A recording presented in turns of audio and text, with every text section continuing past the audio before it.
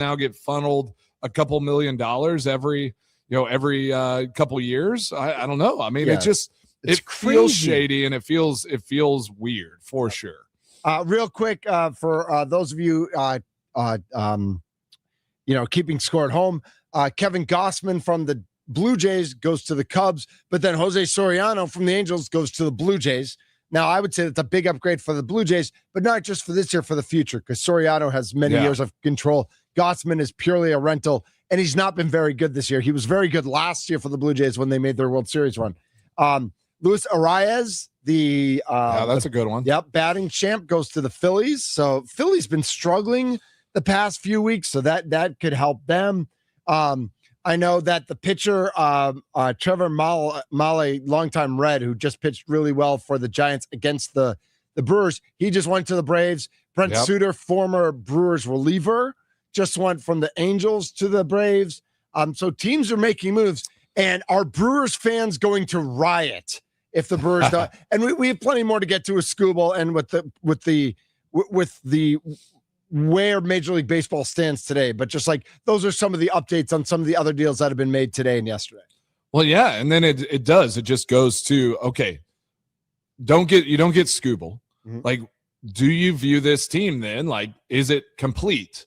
Is it a complete team that now you're going to have to deal with the Dodgers? But are the Braves? Did the Braves just get better? Did the Phillies get better a little bit? Like, what teams now do you have to think about? Are the Cubs, surging a little bit that you won't face the Dodgers until the NLCS? So, like, you have to decide, are we better than those other teams at this moment, or do we need to go out a piece? And that's what we'll find out here today. I still though, just look at it, I'm like, the Brewers couldn't have offered anything significant if over the weekend, because we said, like, I felt like Scooble was going to be a Monday type deal where Detroit was going to field all kinds of offers, see what was out there, and then they would make a decision late. Dodgers must have put a deadline on them, something like that. But there couldn't have been better offers on the table for them to decide for the Dodgers. But I will say I've been, going down that Twitterverse and some different things, and I'm seeing some stuff, and I don't know if, like, it's a name we can't talk about on this network anymore, but talk about everybody. It's a B and a W, but I did see something from him, and I didn't totally agree with it, but it was like, his conspiracy on that the Detroit Tigers just did not want to give a small market team a player like Scooble. I think there's something there. I think okay, so we need to go down that rabbit hole a little bit. I absolutely think that. Before we do that, let's Lewis is on the north side of Milwaukee. Lewis, what do you got for us today on the Mason Crosby Show? What's up, man? Hey, baseball, they messed the Brewers over. And just like you said, there's no doubt in my mind that these owners got together and said, look, if Scooble goes to the Brewers, they're at least going to get to the World Series. Right. At least, let alone winning. And if that happens, all our arguments for a salary cap goes out the window, fellas. Yep. That's why Detroit sent them to L.A. L.A. just miraculously got the most money, the most influential owners. These owners were talking, man. They have to be talking. I totally agree with you. It feels like something like that, where it's like, if he goes to the Brewers win the World Series, the players have an argument that you can have a lower number, a lower payroll, still win a World Series. You just got to add a piece every once in a while, but it doesn't cost you as much. So this, giving someone like this to the Dodgers, basically, like, I feel like they just gave him to the Dodgers for prospects because they'll just go buy other players. It just changed the whole power structure on getting this new CBA done. So the collusion rule was made because of baseball owners colluding. You understand? You think they stopped? You think these billionaire guys stopped colluding? No, there's still exactly collusion. What they're doing. Yep, that's exactly what they're doing. Lewis, thanks for the call. Mason, I think where we talk about collusion is like, are the small market, is Detroit colluding in a way that, like, they want to prove Major League Baseball wrong? Like, they want to say, we can't let Milwaukee or Tampa win. We got to show that the Dodgers are in control and that the Dodgers are everything that's wrong with baseball. And so we're only going to trade Skubal to the Dodgers because blank baseball, blank no salary cap. This is the way that the Dodgers could have their say without saying it out loud, that the ownerships, that the small market teams need to fight the big market teams.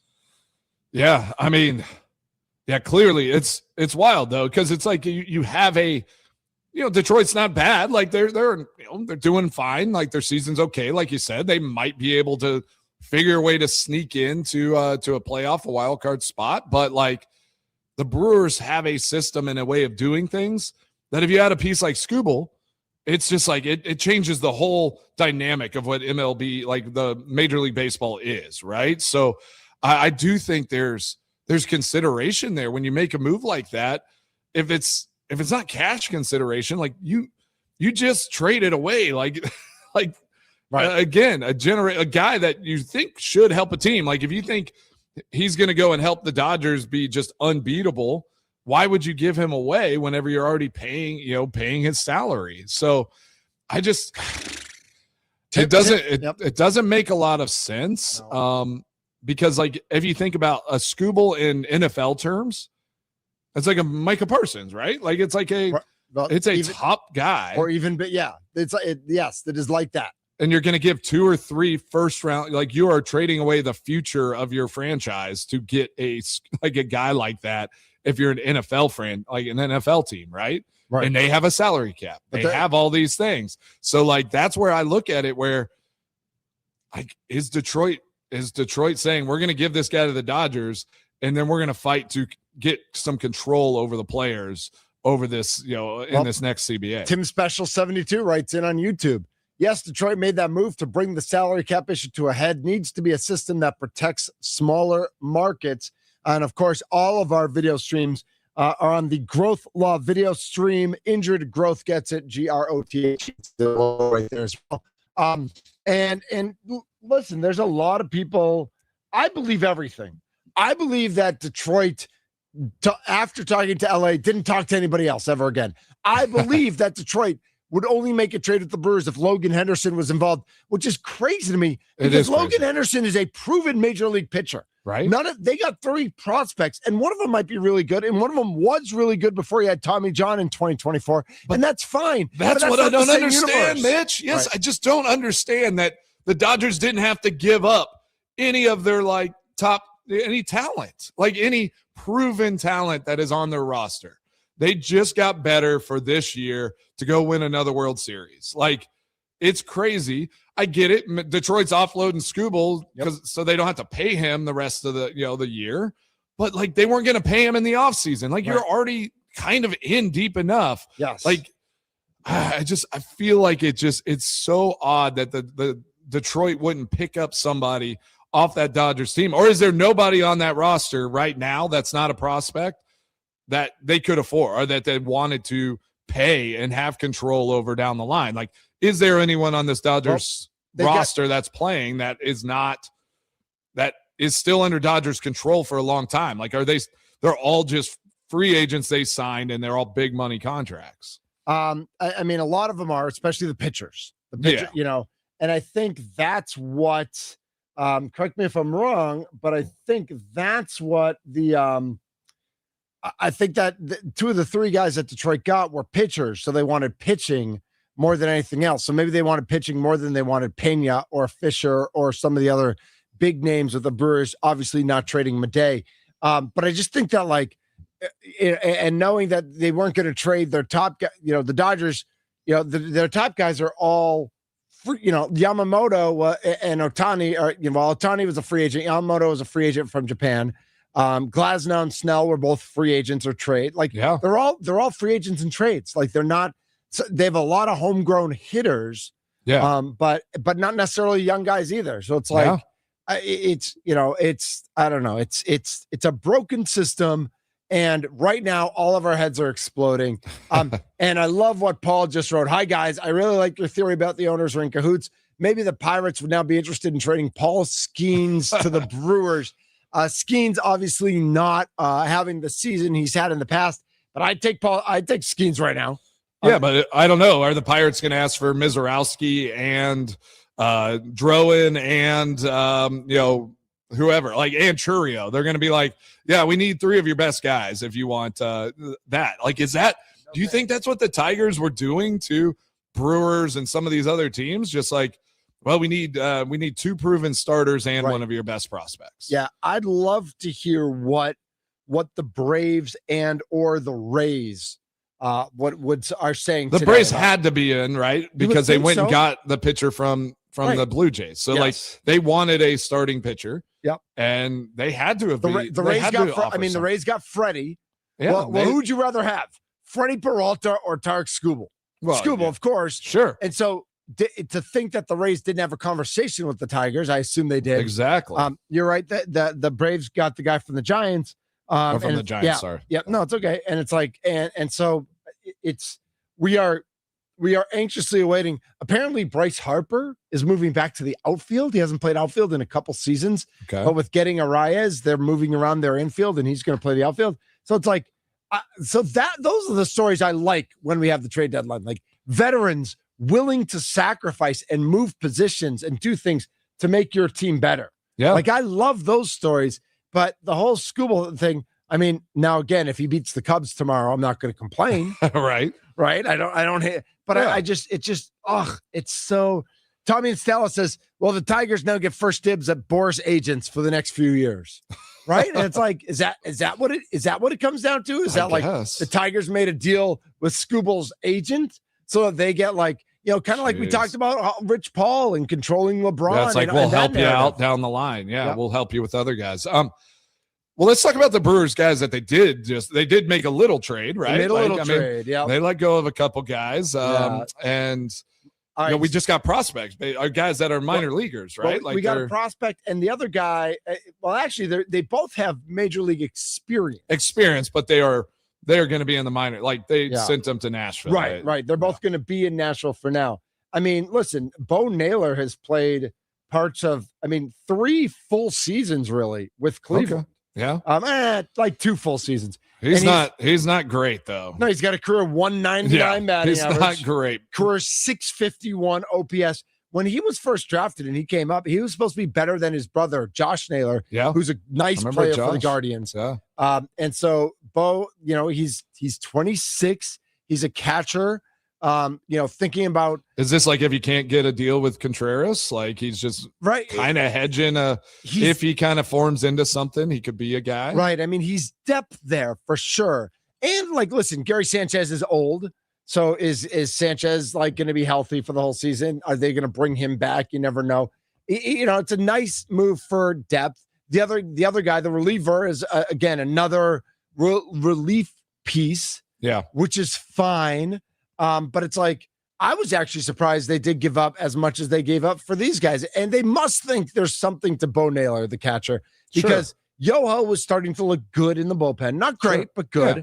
We know who Blake Perkins is, and Blake Perkins is the kind of guy. He's a Brewer guy. He's a Milwaukee guy.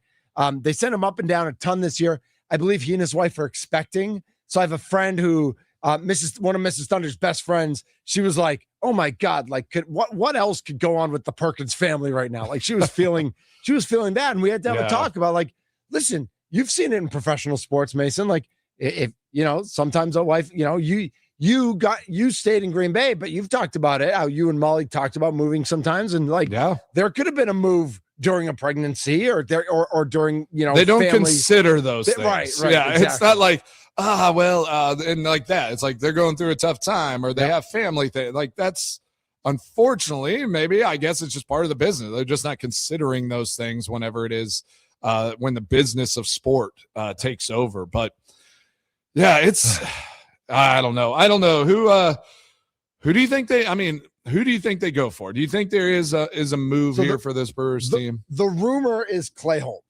Okay. And Clay Holmes has had a couple of really good years. He had a great start to the year for the Mets. He's been on the 60-day injured list, but he's had a couple of rehab starts where he's looked good. Yeah. And so hopefully the price isn't too high for him. Casey Mize would be great. I would love if Mize came to the Brewers and then Mize outperformed Skubal the rest of the year. or in the playoffs. I love like, how that. about a Scooble Mize matchup Let's get in the that playoffs and Mize just out duels Scooble? That would be fantastic. Besides that, I'm not really sure.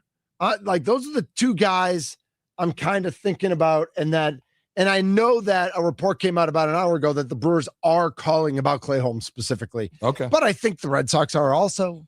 I think the Braves are also. Like, I think other teams are also talking to the Mets. Do you think the Red Sox have a chance of surpassing the Yankees in that? I mean, they're just not division. They're 2.5 back right now. Well, they just swept the Dodgers. Right, in LA. I mean, it's crazy. Yeah. So, I mean, and I think part of this, and Mace, we can keep this conversation going to the next segment too, because we got some good texts on the Nick Laylock talking text line too. Loving it. But I think, like, one of the things we need to keep in mind especially as we talk about the Brewers, but you brought up the Red Sox, and there's a perfect parallel there.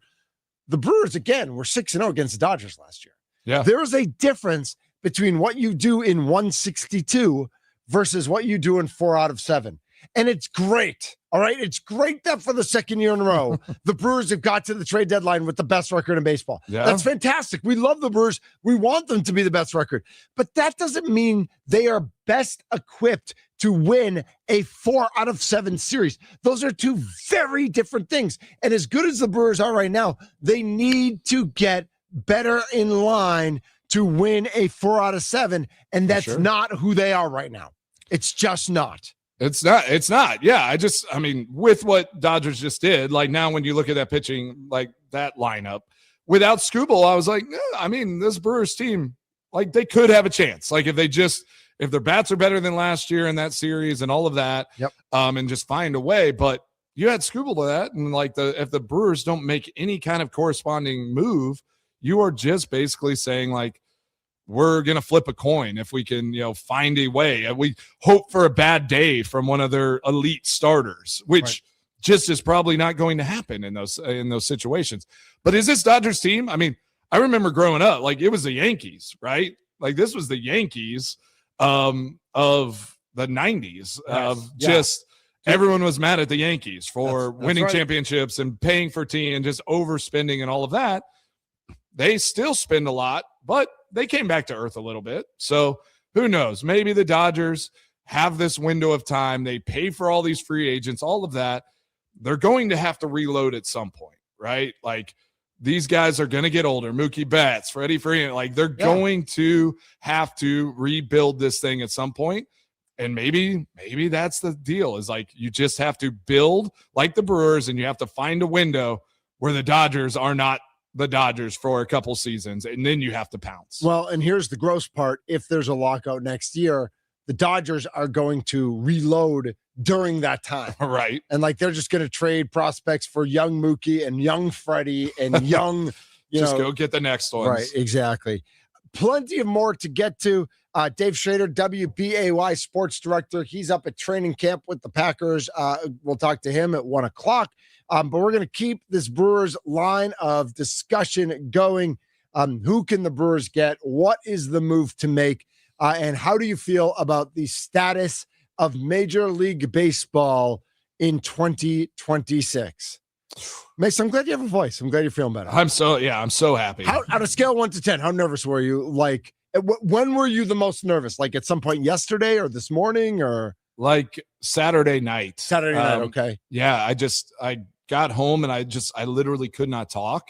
So went and got, like, luckily was able to have our doctor call in a prescription yesterday. Nice. Got on the antibiotics, just kind of hydrating, doing all the stuff, and woke up this morning. I was like, oh, thank goodness. Like, it's getting closer. Yeah. Do you think there was any part of Molly that was really happy with the situation? What, that I couldn't talk? Probably a little bit. Maybe a little bit. Not asking any questions. That's fair. He's Mason Crosby. I'm Mitch Nelson, a.k.a. Thunder. Remember, baseball coverage on the Wisconsin Sports Radio Network is presented by Xfinity. Score the most reliable Wi-Fi, one price, 5 years guaranteed. Xfinity. Imagine that. We are the Mason Crosby Show. Yes, sir.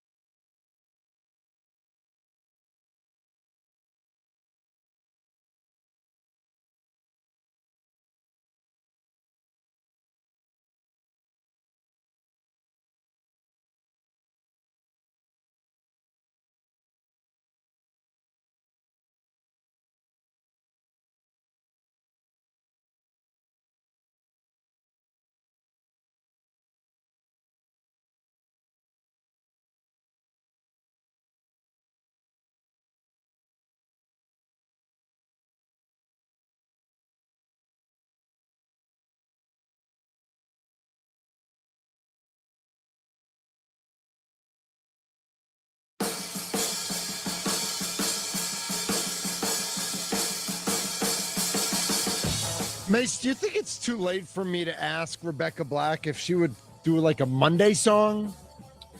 Ooh, like, I don't know. You know, I mean, it would have to be different. It couldn't just be "It's Monday, Monday." Yeah, I wonder how a Monday song would go. Like, let's fire up on a Monday, right? All right, like, so you want to fire up Monday song? We don't want to lean into the Mondays. The case of the Mondays. Yep. I feel like we're bringing it today, but I hope nobody's having the case of the Mondays. Yeah, I think the Scooble trade probably gave everybody a case of the Mondays over the weekend, but I think there's hope on the horizon here. I don't know how much you got to watch of The Miz yesterday. You know, he gives up the 2-run homer, but like he's still unbelievable. And I know he was very frustrated with the mound.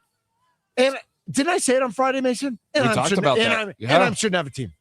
Like there should not be a team. Like they should that I don't know if they're the team that should move to Nashville. Okay. Or if they like, I'm trying to think like where's like Sacramento. Was there anyone at the game or was it no? Like it's just empty. Yeah, it was like half Brewers fans. That's brutal. Yeah, they are. I mean, they're just a mess of a franchise. 414-677-1250 is the Nicolay Law Talking text line. It is the Mason Crosby Show with me, Mitch Thunder Nellis. The Major League Baseball trade deadline 5:00 this early evening. And we are anxiously awaiting. By the way, Trey Smack again went 3 for 5. He's now 6 for 10. I know, man. Yeah, I guess I saw too. Like what was it? 3 for 5, and then he missed a 52-yarder in like a 2-minute drill situation. I'm guessing you were reading Andy Herman. I love when Andy Herman does like, here's the 2-minute drill. I know he breaks it all the way down. Ball on your own 30, down by 2, no timeouts, 1st and 10, ones are up. Love to Watson for a first. Clock is ticking. Williams with a pressure. Love up the seam to Reed. Looked like a great ball, but Reed couldn't get hands on it. Good coverage by Bullard. Immediate pressure by Brooks. Love over the middle, but Reed slips. 22 seconds left. 3rd and 10. Ball on their own 44. Love to Reed for a first down out of bounds. Ball to the 34. Love looked like he might have been sacked, but they didn't call it. Love had Watson deep down the right sideline, but Love missed it to the outside. Incomplete. Then an incomplete throw to the left just to waste time. Smack on for the 52-yard field goal for the win. No good off the left upright. Boing. Yeah. All right. Yeah. I'm worried about the lefts. Yeah. I've told you that before. Yes. A little worried about all these left misses. It just, again, it was, I mean, and they're like, oh, I've seen it's windy out there and all this stuff. I'm like, it is, but it's August and it's early. It's early. He has a different long snapper, than he'll have in the season. I know one of the snaps they said was a little low. It wasn't a long kick, but it is what it is. He's got to work through some stuff. So hopefully he's just learning a lot, gaining a lot of information. And it's not gonna get on him too quick here. Still haven't gotten a phone call, haven't gotten a call to, get, that's have a conversation. Just a conversation. Yeah. I mean, the Packers have my number. They could call and, say, hey, you want to help us out with this young buck, but we'll see it. We'll see if anything like that ever happens. Let's see. This is Mr. JD0508 says, I'll be honest. My hope for a big splash ended late afternoon yesterday. Would have liked Jose from the Angels and gone. This ownership is all talk and no bite once again. Maybe a depth trade. So I love what the Blue Jays did here, Mason. They got rid of Kevin Gossman, who's not been good this year, and they are in last place. So they're not going anywhere anyway. But they got Jose Soriano, who's been very good for the Angels and has like 3 more years of control. Like he's only 23 or he came up in 2023. So he's got through 29 where they control him. I think that's I do believe they did give up some good prospects for him because with a guy with control, you're going to have to give up a little bit more. But I think that was a very smart kind of flip-flop for the Blue Jays. Get rid of one, bring in another, but a guy who in the future, because they expect to be good again next year, assuming there's a season. Like they were in the World Series last year. They're having a bad year this year, but they expect to be good again next year. That's a smart organization. The Brewers do so many smart things, and I just don't like our buddy Alicia Tversky, who writes for USA Today and covers the Packers and Brewers, says, struggling to keep up with all the Brewers deadline moves. Can someone catch me up? Yeah. Yeah. I mean, it's just kind of sad. Yeah, we'll get to you. We'll get back to you on whenever there's some action. But, yeah, it is just sad. I mean, but is it really like, yes, we get to watch a fun product. Yes, we do. For, the 162 games. Like Yes. we're enjoying these moments. I don't know. It's like, do they want to give pain in the NLCS? Is that just what's happening here? Just don't want to. Is it less painful if you don't go and chase after that big free agent, or you don't chase after that big trade guy, and you try to win, and if you don't win, then you're just like, well, we were just overmatched by a Dodgers team or by somebody that just goes and pays everybody. That is the cautionary tale, is you go after this and it doesn't work out, heads roll in those situations. And I think that's maybe the guarding side of an organization that just doesn't want to take those big swings because they want to keep jobs for a long period of time. There's a mindset there. You got to take a swing, Mace, right? Don't you got to do something? I'm a swing for the fences guy. Yeah, I'm like, let's go. At least swing for an extra base hit. Like, just go get a couple extra. Yeah, right. It doesn't have to be a swing for. It doesn't have to be Scooble, but it's got to be something. Scotty Tiffany writes in. We got a lot of people talking or texting in. So you want a Miz and a Mize? LOL. Joey didn't play all weekend. Think he may be on the table. Joey did play. He didn't play well particularly, but they scored as many runs as you and I scored yesterday, Mason. Exactly. I don't think that has anything to do with him being on the table. I mean, if he's on the table, that's as a throw-in, defensive replacement for somebody else.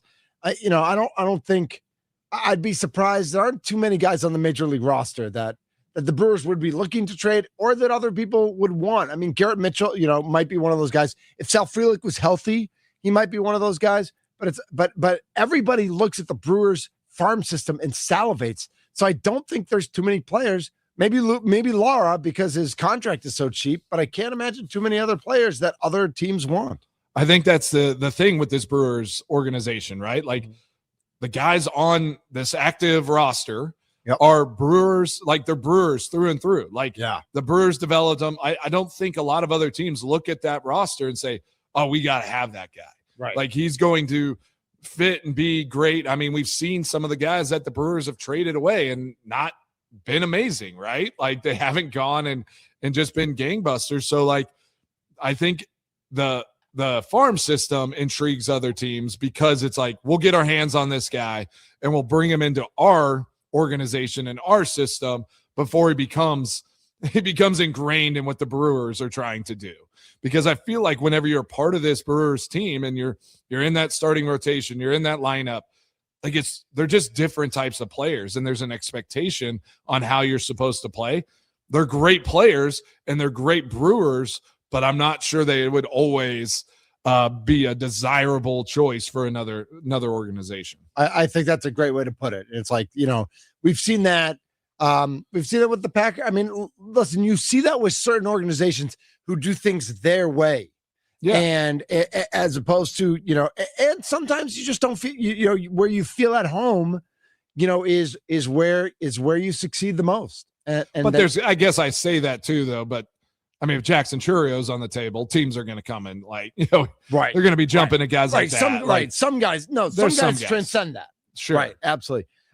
Let's see. Bo Naylor was acquired because Cuero has been relegated to DH due to injury. So like, that's fine. But if I'm the Brewers, and trading Yoho and Perkins, I'm not trading for a AAA catcher because your AAA catcher's hurt. Like, I'm just elevating somebody else or figuring something. Like, that's not why I make a trade. Yeah. Exactly. And so they must think that there's something there that they can work with. They just think they can develop him up and he'll be a possible replacement. I don't know if I can answer this one, Mason, because I was told I'm not allowed to talk about politics. Okay. What is this? Is this the conspiracy one? Yeah. I want to buy into Mitch's conspiracy theory involving the Scooble trade. But first, I want to know if Mitch thinks the moon landing was fake, 9/11 was an inside job, and JFK's assassination involved a second shooter. That's a podcast. Right. That's a podcast at some point. Yeah, I don't know if we can get on any of those, but I am going to say I believe in every conspiracy regarding the Tigers. And I think the Tigers are conspiring against Major League Baseball to get Scooble to the Dodgers to see we need. I'm also believing that the conspiracy that the Tigers talked to the Dodgers and maybe nobody else after they talked to the Dodgers and just wanted to deal with the Tigers. And because their GM doesn't want to get fired, because if the Brewers win it all and the Tigers help them do it, then the Tigers owner is like, why couldn't you have done that? Why couldn't we do it? You had that guy. Yeah. Like, why couldn't we have a roster that could go do that? That's a great point as well. It's like, you give Scooble to the Dodgers, like they have the best chance. They have as good a chance as anyone to win the World Series. So it's like, you're not really taking a risk there. I like that take as well. Yeah. You hand them off to the Brewers and they win the World Series, you might lose your job. Like, because they're going to be like, well, you maybe need to figure out the system that they're playing, because we should be able to do the same thing with an excellent pitcher like that. 504 wrote in, they were asking about Scooble's salary, and the report did come out over the weekend that the Brewers had said they could take on the $9.4 million owed to Scooble for the rest of the year. So like that's not crazy at all. So that wasn't a barrier to that. And somebody 414 says, if that is true about the owners, that they're playing games with our emotions, and I hate that.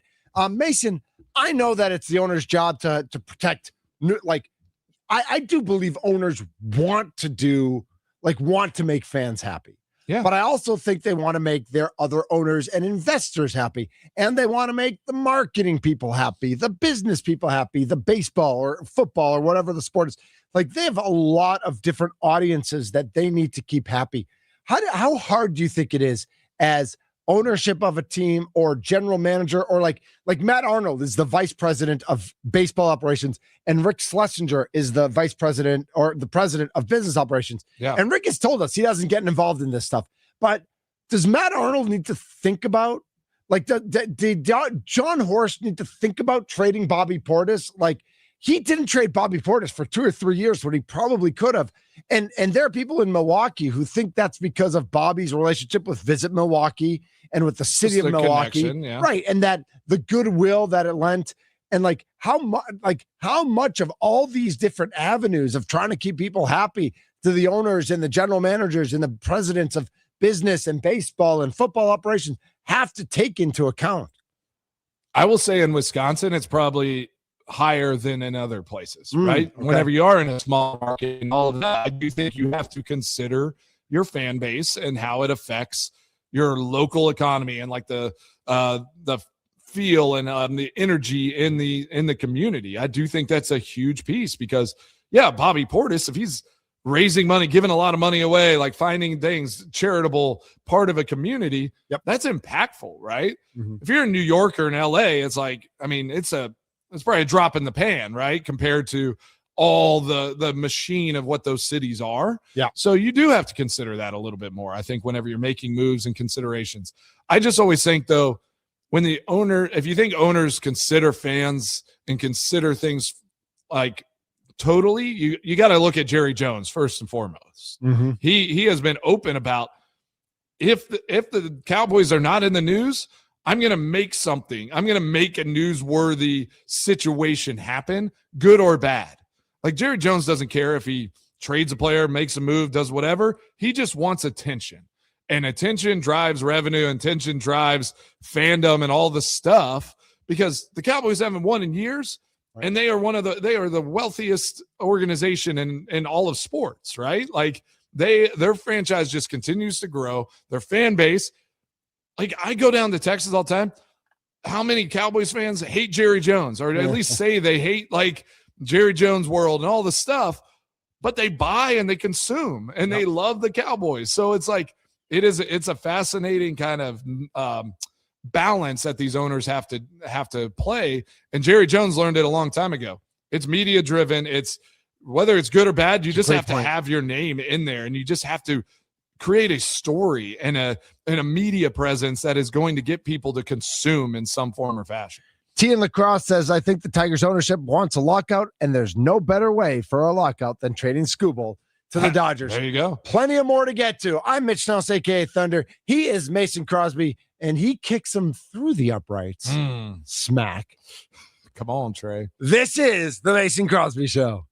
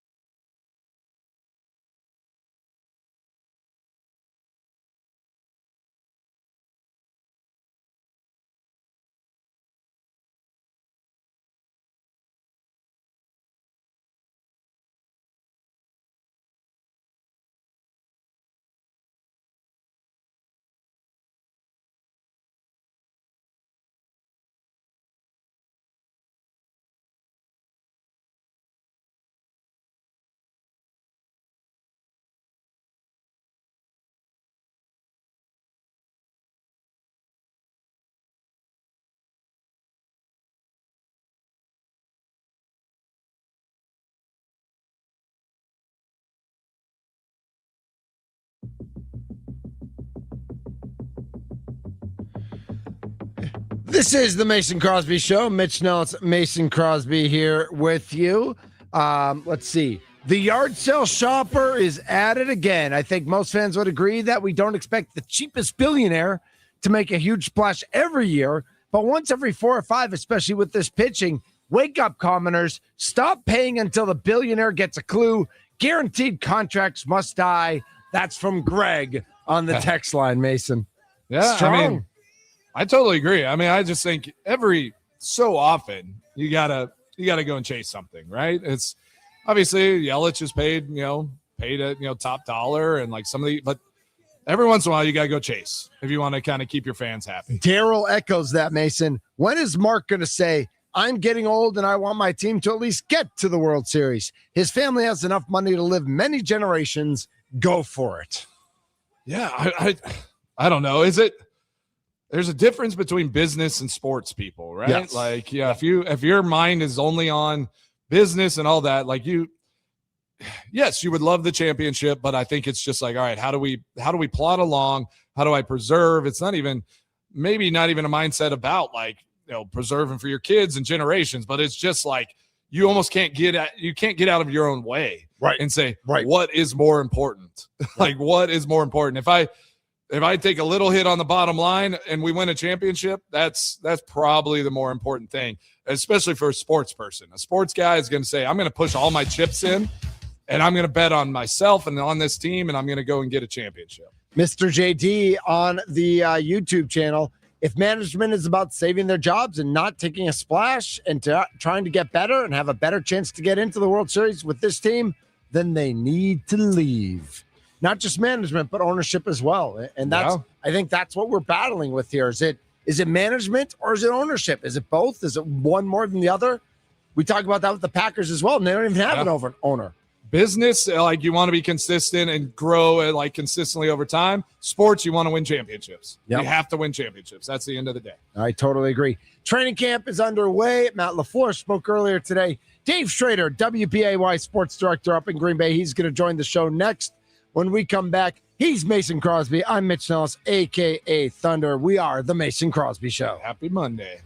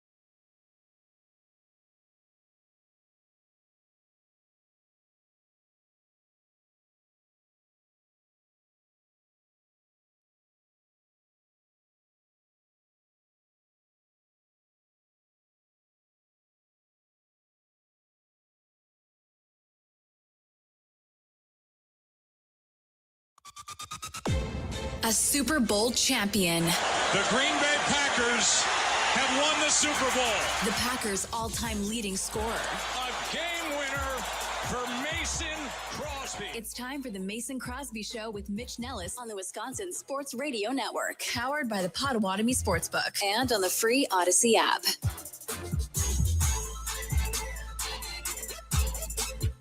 What it is, what it do, hour number 2, high noon on a Monday. Mason, where's it high noon, my friend? It's always high noon in Provo, Utah. Provo, Utah on a Monday. Let's go. I got to watch Fletch. I haven't watched it in a while. So, oh, man, same. Yeah. I just wonder, will my kids think it's funny? I know. Yeah, that is an interesting question. I'll watch it with Nolan and see what he thinks. Yeah. I think he'd like it. Yeah. The Marlins are trading catcher first baseman Liam Hicks to the Tampa Bay Rays. Okay. Hicks is a nice player. He's major league talent. There you go. Tampa Bay getting more players. Yep. Tampa's making a little run. They already have the best record in the American League, and they're still adding players. They added Freddie. I'm curious to see how that goes for them. We love Freddie, but yeah, might be a good little fresh move for him. Yeah, absolutely. So Mace, earlier today, I had the opportunity to talk to Dave Schroeder from WBAY up at training camp. And we kind of did a whole 360 through the roster. So I thought that'd be fun for everybody to get to listen to. And our little chat as we go up north to Green Bay and a little Packers talk, Mace. That's right. Let's dive into the Packers here in the, high noon hour in Provo. Yeah. Sports director from WBAY in Green Bay, Dave Schroeder. Dave, thanks so much for jumping on today. Yeah, glad to be here. Absolutely. So you are in the thick of it. You've been at practices. You've seen the players coming and going over the last week or so. Let's start kind of big picture. What, if anything, has jumped out to you this first week of getting back into the groove of training camp? Has anything kind of stuck out to you overall, big picture wise? Overall, big picture wise, I think the triumvirate of receivers under contract for many years are going to be great together. Christian Watson, Jaden Reed, Matthew Golden, all making plays in camp so far. And opposite them at the corner position, Carrington Valentine missing some practice time with a leg injury. Brandon Cisse got reps with the ones as a result. He also had reps with the ones when Keyshawn Nixon missed the first practice. It's interesting to watch the young rookie. I think he shows some promise. Dave, let's focus on Cisse because I think a lot of people are excited. An early round pick, certainly not a first round. The Packers didn't have the first round because of the Micah Parsons trade. But the first pick of the draft spent on Cisse and some dissatisfaction, frankly, with the cornerback room from last season. How does Cisse change that room?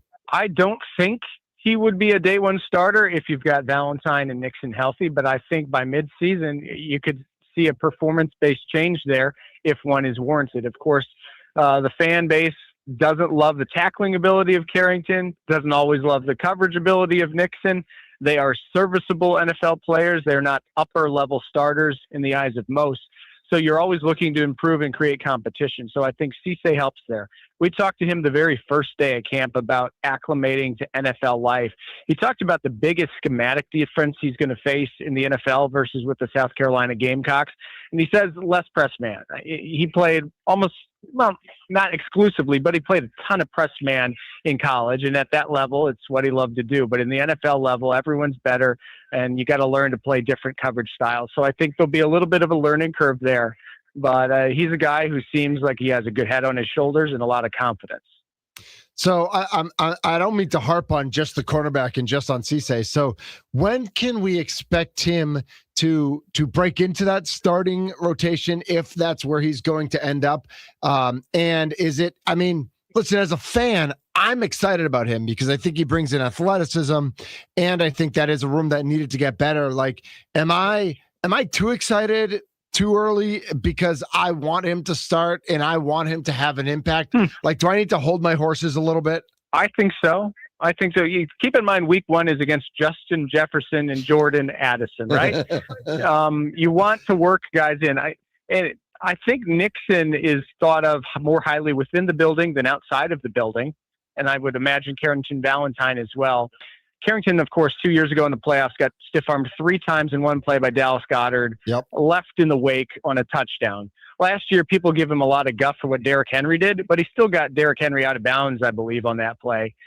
He's become more physical. His coverage abilities have always really caught my eye. If he can put it all together, I think he can be a fairly good starter. And on day one against 2 elite receivers, what's the better option? I would imagine that the status quo wins out to start the year.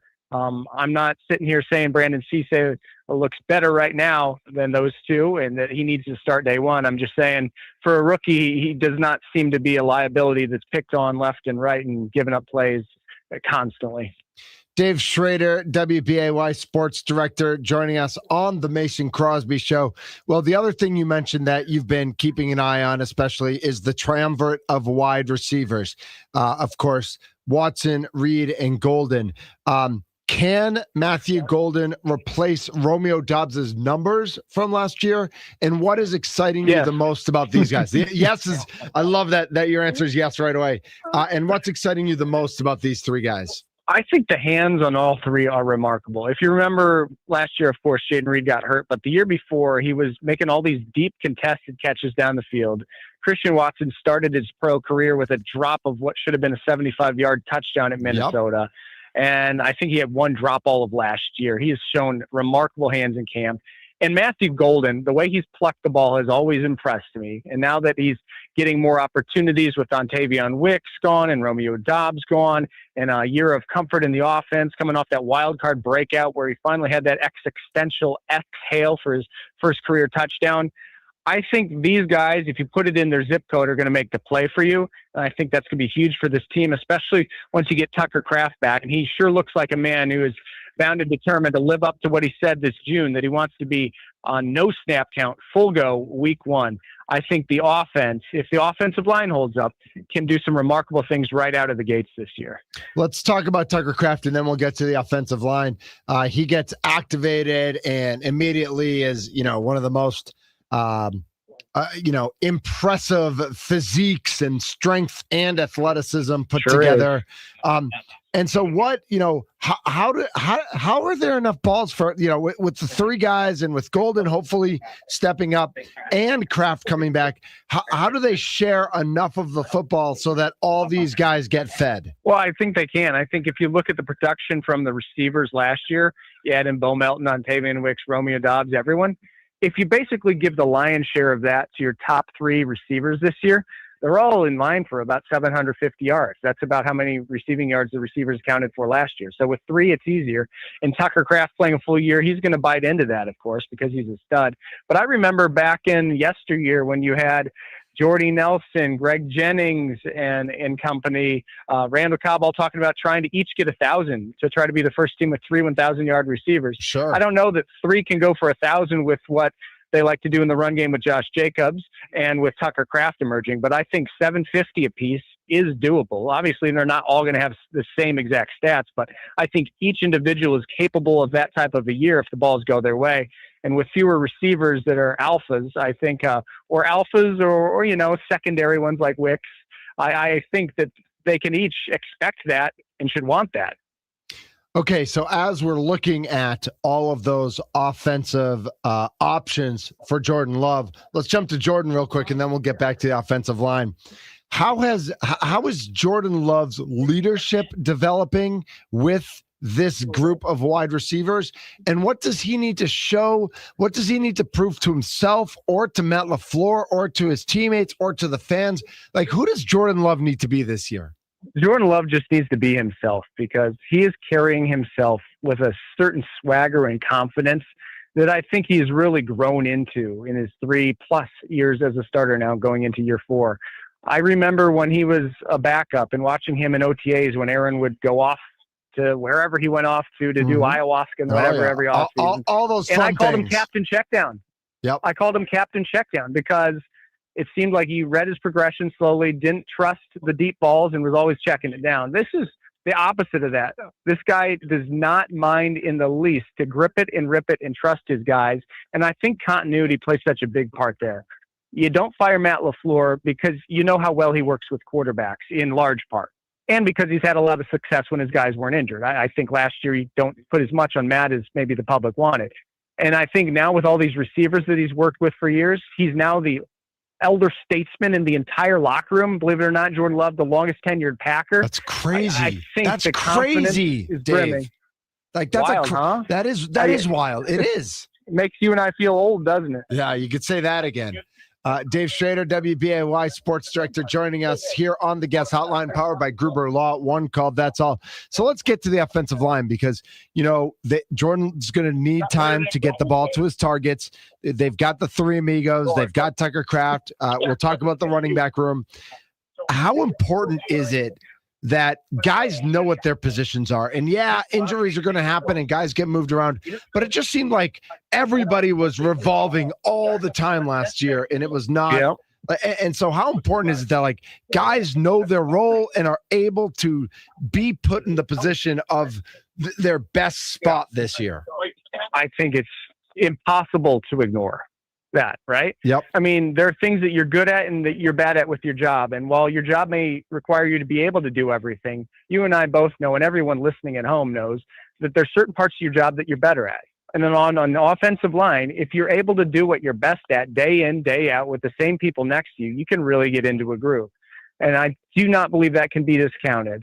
And while the Packers theoretically know who's going to play every spot, you could talk about right guard maybe if you want, and Jagger Burton's missed some time in camp and this and that, and he shows promise, but Anthony Belton there. But you're going to have a left tackle who played college left tackle for 4 years. You're going to have right tackle and Zach Tom, who changed his last name, who can lock down that spot. Sean Ryan really settled into a groove late in the year at center. He's going to be there. And Aaron Banks, presuming he's healthy, will be at left guard. So I think that's important. And I think when you look at the season, they were below average in pass and run blocking last year. They had a quarterback who was great under pressure, highest EPA under pressure of anyone in the league, but you don't want to put him in those positions if you don't have to. So I think the offensive line could be kind of the straw that stirs the drink. They're not going to make the headlines. The other guys, when they succeed, are going to make the headlines, but you need those guys to be better than they were last year. You can't have Rasheed Walker in Cleveland going, "Come on, Jordan," after getting beat by Myles Garrett in about a quarter second.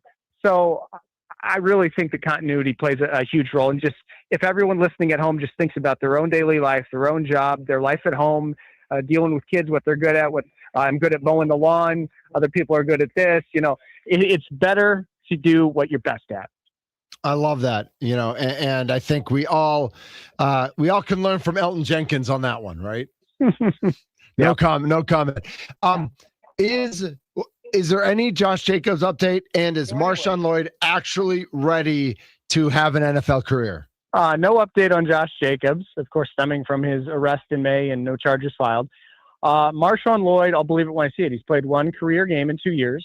In training camp, he looks like such a weapon. He is just bound, a muscle-bound ball of energy, I like to call, on the field. But he hasn't made it through games, real games. So every time he takes a snap in practice, even you're like, oh, is he coming up a little lame there? No, he's fine. He is just so wiry. Wiry is not the right term, but just wound so tight that sometimes he's been prone to those soft tissue injuries. And you just hope that he can put that in the past with all the research he did, spending months in California this offseason trying to study his body and how he can get past it. Dave Schroeder, WBAY, joining us here on the Mason Crosby Show. We're all waiting to see what the Micah Parsons timeline might be. Do you have an idea on that? And who are you looking? Is it just LVN or is it Sorrell? Are there other guys who could step up from the edge and have an impact until Micah's ready to come back? It's going to have to be a lot of people, but LVN's got to prove he deserves that fifth-year option to be picked up. And you're going to look at the guys like Barron, Colin Oliver, Denai Dennis Sutton to play roles.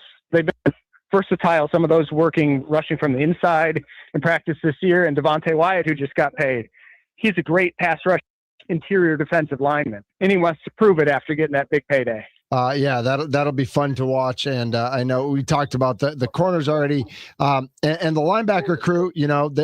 I've heard good things about how Edge and Z are getting along and communicating.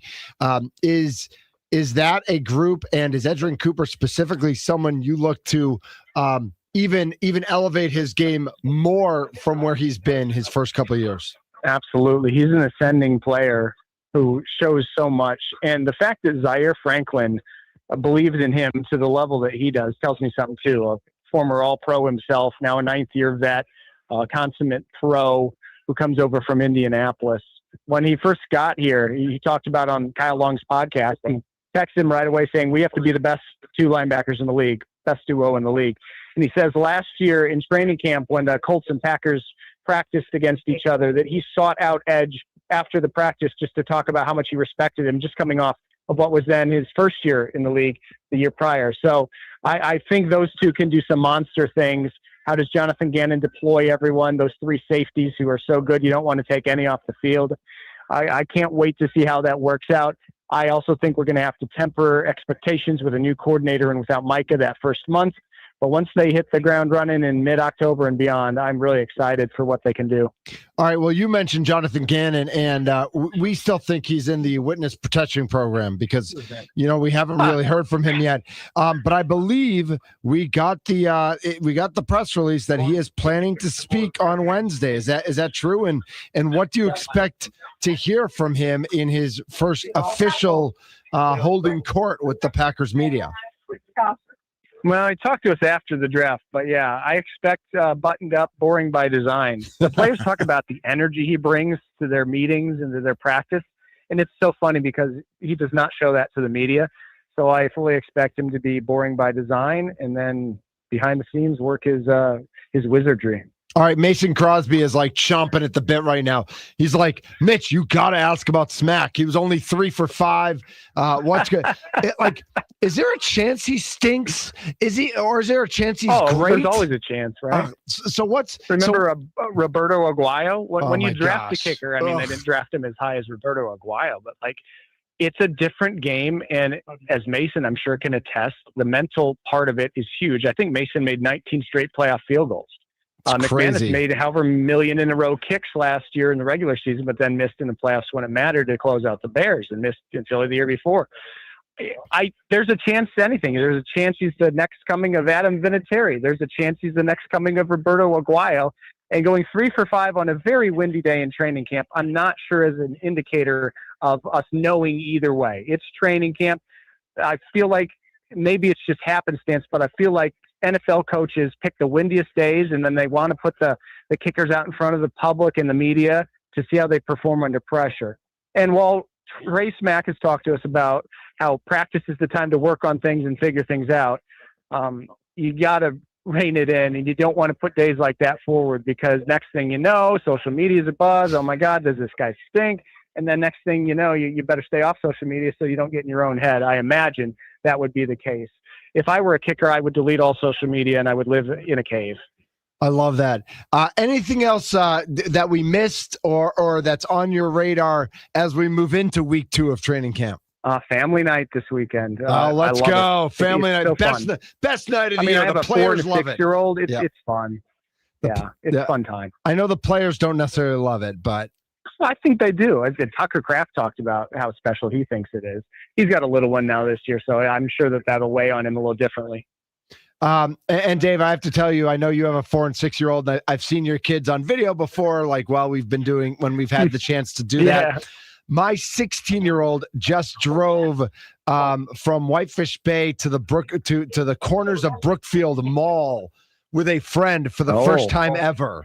And she made it. Petrifying. Yeah, she made it. So we're feeling. Did she make it home? Well, we'll see. We'll see how much of my money she spends, and then we'll see if she makes it home. So, that you got a long time. Accounts. Yeah, you got a long time before that.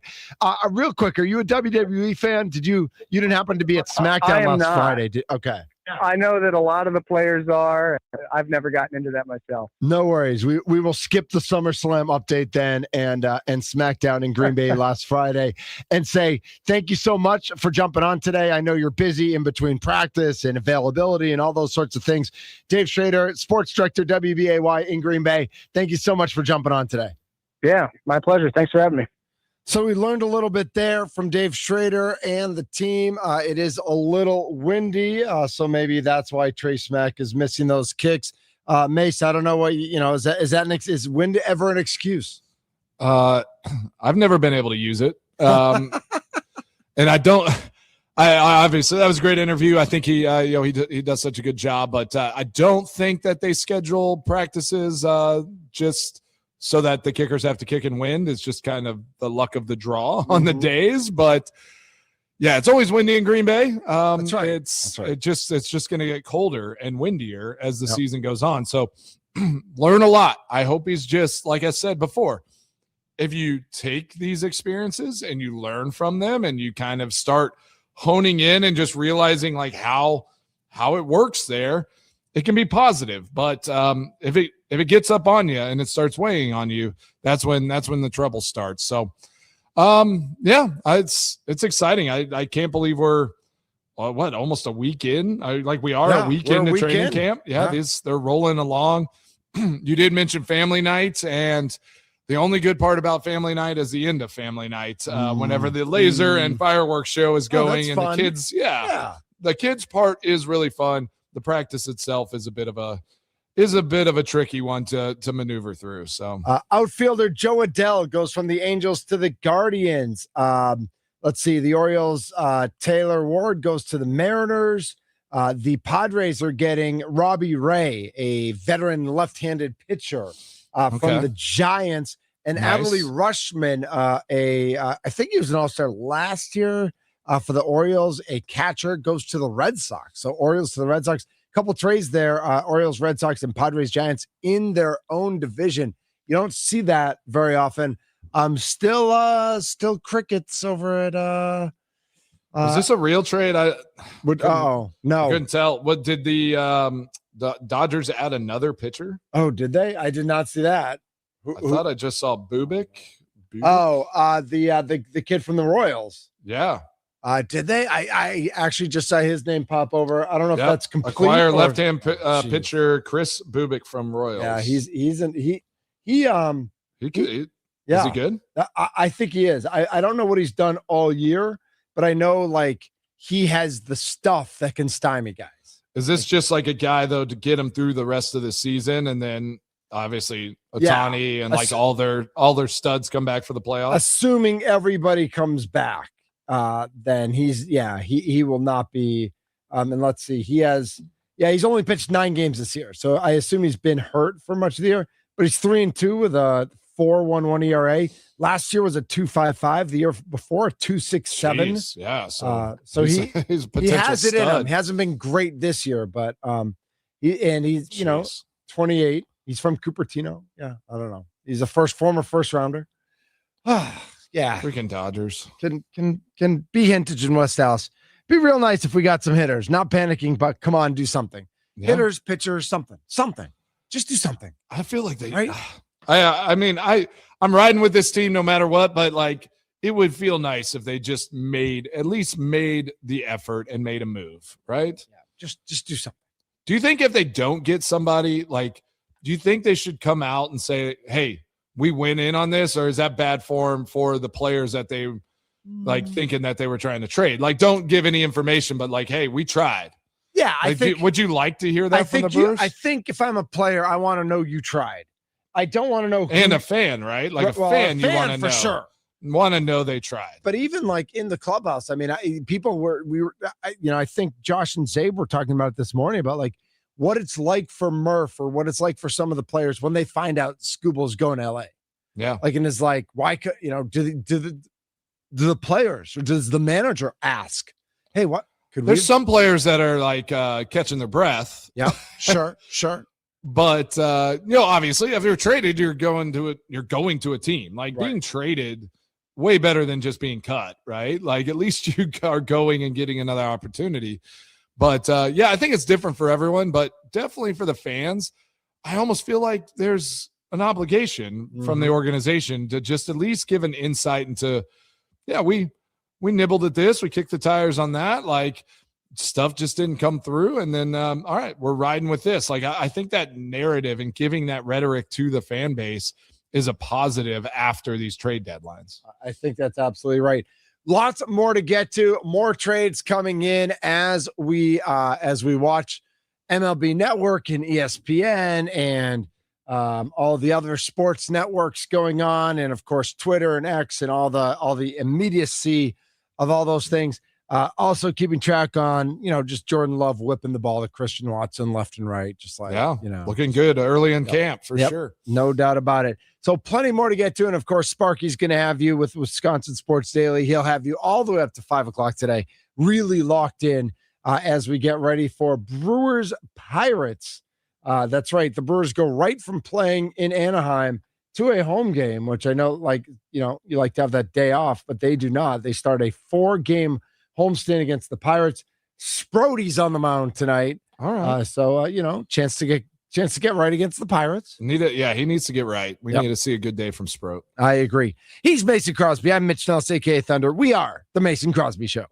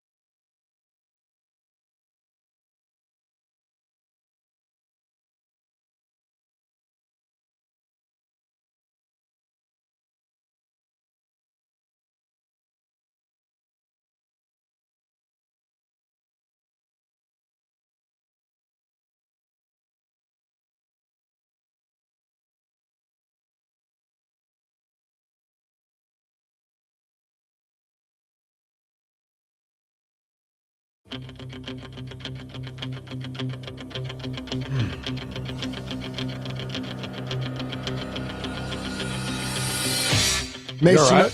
no. You know, this song just got me down. Really? This is the Mason Crosby show on a Monday. You can't be down. I know, we try to bring it up. That's what I'm saying. Like this, and this song's like a fire up song, but man, it sure feels like the Milwaukee Brewers do not have the eye of the tiger. They don't have the eye. And so, like, I don't know what I'm supposed to do with. Like, that's a great song. I love it. It's one of my all-time favorites.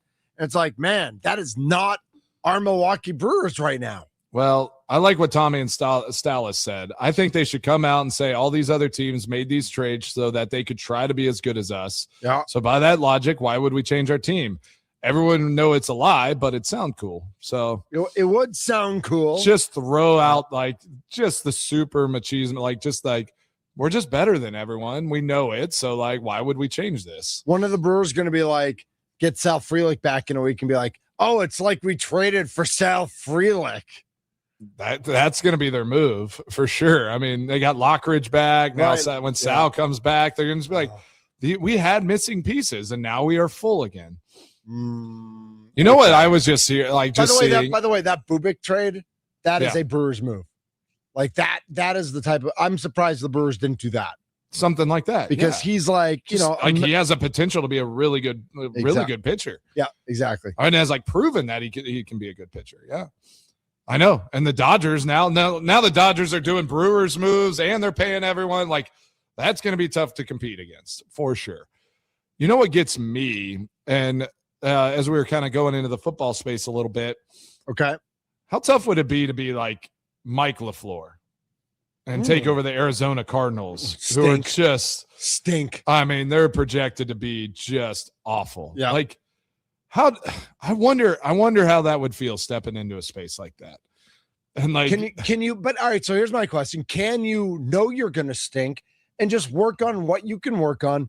No, hoping that you have 3 or 4 years to build something and show that you belong, as opposed to like, I mean, they can't be expecting to be in the same division with the Seahawks, the Rams, and the Niners. They can't be expecting to win. There's no expectation. But yeah, how long do you give a coach like that? I mean, you just did that with Jonathan Gannon, right? Like, what was that? 3 years? Yeah. I mean, but he made some mistakes. Yeah. But like if Mike LaFleur kind of a similar hire, just now you're an offensive coach. So it's like they just kind of you keep hiring guys like this that it's their first time, kind of, you know, kicking the tires, see what happens. Mm-hmm. But if you don't give them time to develop, then it's like, why not go and get a guy that is a proven coach and a leader and all of that, and like do the things to try to win now? Like, for me, that's. But what if you can't win now? Like, that's, I mean, the NFL maybe a little harder, right? Like, what if you need someone who, I mean, listen, they don't have a quarterback. Like, they Jacoby Brissett. Like, they don't have a quarterback. So what? There's no way that Mike LaFleur can win. Like, I wonder if you go to him and you're like, hey, 3-14 this year. Like, let's get a top 2 or 3 pick. Then you get your quarterback, and then we're going to give you 2 or 3 years to figure it out. And if we see progress, this job could be yours for 10 years. If you stink, we're going to know you stink. It has to be, like, obviously they're proving to not be like a great organization right now, but that would be the positive way to go about it. Like, you get us four wins, and like that's all we need, and then we'll build this up. We'll get another good draft pick, or it's like maybe don't be too good, and we'll draft you a quarterback next year, and then we'll start building. Like, you have to have realistic like conversations and mindset there, because if it's just everybody's going in like, you know, trying to scrape away, trying to find wins, because if this team's bad but they find a way to win 5 games and then you don't get the player in the draft that you want, then you're like, that's probably the worst case scenario, is to be just good enough that you're not able to build a team for the next couple of years, because you're just drafting that, you know, you're drafting in that 4 or 5 spot instead of the top couple people. No, you're right. Let's go to Tommy in Bayview. Tommy, you're up on the Mason Crosby Show. What's up, Tommy? Hey, All right. So here's my take on the Milwaukee Brewers right now. All right.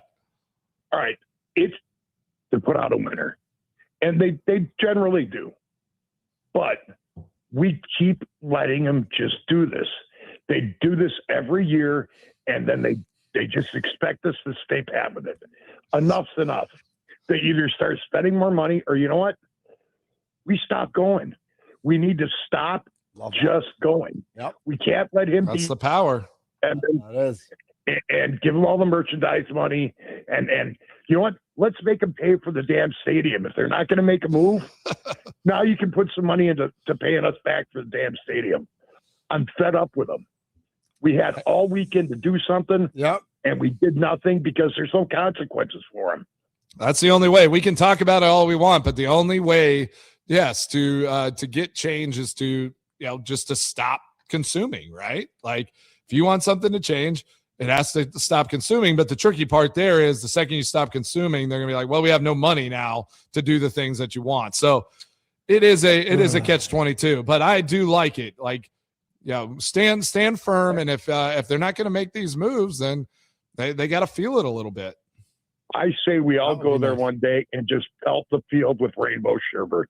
Rainbow sherbet. I love it. Thank you, Tommy. Just as long as I get to eat a Tommy little bit before we throw it on the field. That's right. Tommy gets it. I love it. Oh, Tommy. Man, you know what? Scuba's going to stick in my craw, but that Chris Bubik trade might stick in my craw too. You're feeling that one a little bit. I am feeling, because that is such a. Well, now you're like, dang it. Now are the Dodgers actually like good at what they're doing? Like they're just all around, just kind of really good at this. Marco Dinja. Somebody get the pronunciation guide out for me. By the way, I'm never going to get Zach Tom's name right, so I'm just. We didn't talk about that. We'll talk about that in a second. Name changing. Apparently, this was yesterday. Marco Dinja. This is the problem with Twitter. Like it used to be in order, and now it's all over the place. Marco Dinges, a big catcher prospect for the Brewers. He was pulled yesterday from the Biloxi Shuckers game. All right, so what's Zach Tom's name? Let's look it up because they gave the pronunciation, Did so that's helpful. Yeah, on the Packers website. Let me look at it. I was looking this morning because I did want to talk about that. Yeah. Did you ever any name changes? Mason Johnson went to Mason Crosby. I have not changed my name. No. Okay. Let's see. Is it Baco Bawele? Bawel. It's like B-well-a. Okay. Baco. I think it's Baco. Baco Bawele. Okay. I definitely would have said Baco. And it's from his grandfather. Okay. Which is interesting. It said it kept saying father's father. And I was like, that's grandfather. It's your grandpa, right? We can just say grandfather. Yeah. Okay. It's my father's father. So it's his grandfather from Nigeria. I think his father, I think he grew up in Nigeria as well. So cool story. Like it is always interesting though, when who chooses to do that, right? Like to honor your heritage and your past and all of those things. Cause his father didn't change the name and all that, but hey, he had a conversation. He said, it's the way I want to honor my heritage, and hey, more power to him. Go for it. Yeah. I think you see more often than that, guys change the pronunciation of their name. Like, oh, you got like you called me this the first 3 years of my career. It's actually pronounced this. And it's like, well, why didn't you come out at Dan Gadzurich? Was Dan Gadzurich at UCLA in his first number of years at the Bucks. And then one year he came out, he's like, actually, it's Gadzurich. It's not Gadzurich, it's Gadzurich. And it's like, why don't you tell somebody at UCLA that?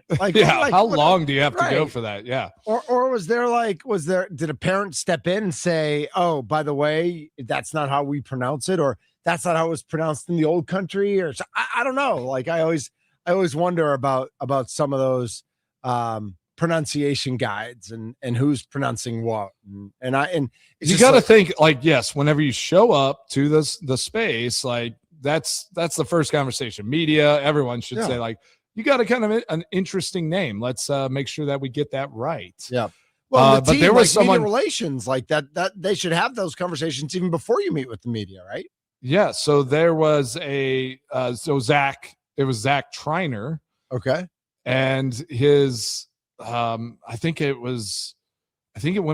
by Triner. Like, I think it was actually pronounced Triner, but it was Triner. So I called him Triner. Yep.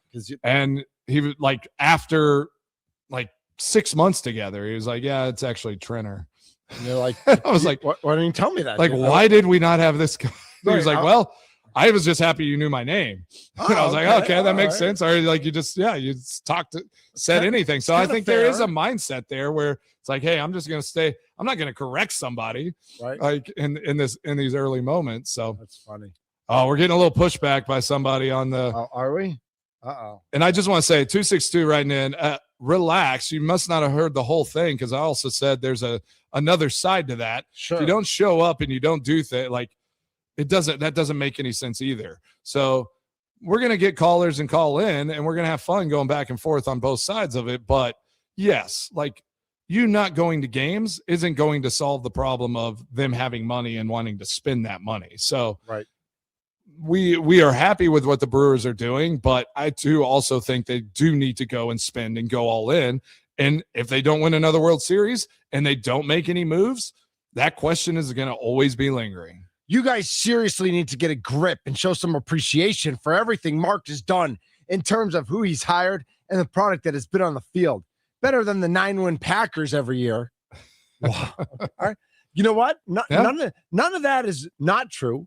But that doesn't mean that you can't make a move to get better. This is what we say. Like two things can be true. There we go. Mitch, there we go. Yeah. Love it. I mean, we can appreciate what's been done, but you can also want it to be like, that's just like, that's from a player's perspective as well. Like, I can appreciate success on the field. I can appreciate what we did last year, but do we want to go and be better the following year? Yes. And if you don't chase that greatness and you don't try to get better the next year, then you actually start falling behind at some point. So you have to always try to find a way to get better. Let's sneak in Thomas in lacrosse. We're running up against it. But Thomas, what do you got for us today? Mitch Thunder Nels and the kicker. Mason Crosby. Yeah, that's right. Yes. Last time. Let's go. Mitch, I remember talking to you last time that right. I called in. Maybe you do, right? Yeah. But Absolutely. Mason Crosby, you son of a gun. Yeah. Mason Crosby is a son of a gun. I am. Sometimes I am. All right. What do you got, Thomas? What I got real quick here, up against it for a hard out. Here's what I got. So the MLB, Major League Baseball, is doing wrong in my mind. Okay. Me and a friend are completely on board. This lockout, if I had to set an over-under, I'd take the over easily for over a year. Ooh, and I think a year. As far as how many games they're going to get in, Mason, and I'm curious to hear this too after I hang up here off the air, maybe 24 games they get in, but it's going to be quite some frickin' frackin' time before, respectively, like they get something done with the new CBA and everything. I'd say half a season, over under half a season. Thomas, we will see. Okay. We got to go. I'm going to let you go, but don't be a stranger, Thomas. Yeah, appreciate it. You think half? I think a full year seems wild, but like, you know how it is. It's like half a year. That's probably going to be the bet. Like if they get into this and there is some sort of a strike or lockout, whatever it's going to be, I'd put that over under half a season, and I wouldn't be surprised if it gets close to that. Yeah. So it's not. They're so far off. Yeah, they are so exactly. That's exactly right. He's Mason Crosby. I'm Mitch Nelson, aka Thunder. Mason's extra points are next. Yes, sir.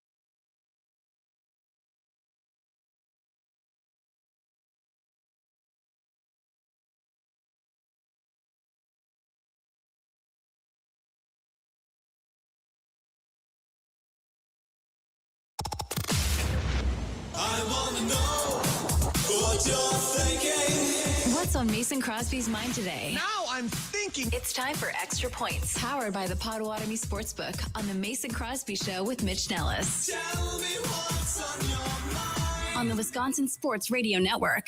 All right. Happy Monday. Thanks for listening to the Mason Crosby Show, Mitch. Great interview there with Dave Schroeder of WBAY there in Green Bay. I'm sure he's enjoying practice up in Green Bay. Training camp is underway. You said there was a trade while we were at that in the break. What just happened? Not for our Brewers, though. No, though I'm seeing that maybe there is. So Reed Detmers, I believe, to the Cubs from the Angels. So we saw that one. And then somebody just tweeted out that the Brewers did indeed get Clay Holmes, the pitcher from the Mets, who's been very good. Right. So I don't know. I'm not seeing that anywhere else. All right, we'll keep an eye on that. Yeah, so Sparky will talk about Sparky will have. He's going to be all over it. All of the updates, all the trades, and the Brewers. There's still time. We're still 3+ hours away from the deadline. So not making a trade right now does not mean that all is lost and no trade is happening. Yep, we'll get all that information to you. Sparky will be running it, and then we'll talk about everything tomorrow, obviously, on Tuesday. And then, hey, I did see Gannon loves to blitz those cornerbacks. There's been a lot of cornerback blitzes already in training camp, so that's exciting. Yeah, I think I that's think, interesting and exciting. And LaFleur came out and said that he was a little upset that guys were getting so close to the quarterback because it's corners. Right, you got a bunch of guys off the edge coming in and rushing past Jordan Love. You got to be careful out there. Yep, need more tight ends and running backs. Chip a guy. Come on. It's about to get chippy as they get in pads. So this is when the fun starts. Yeah. So trades galore this afternoon. We'll see what the Brewers are involved in. Sparky will have all of the latest news. And Mace, we will react to it all tomorrow. Sprody on the mound tonight. Let's do it again. Talk to y'all later. You see Roman Reigns beat Seth Rollins last night? Yeah, that was awesome. Yeah, that was awesome. Lots of tap out, like right at the buzzer coming out. Unbelievable. Jeez. We're the Mason Crosby Show.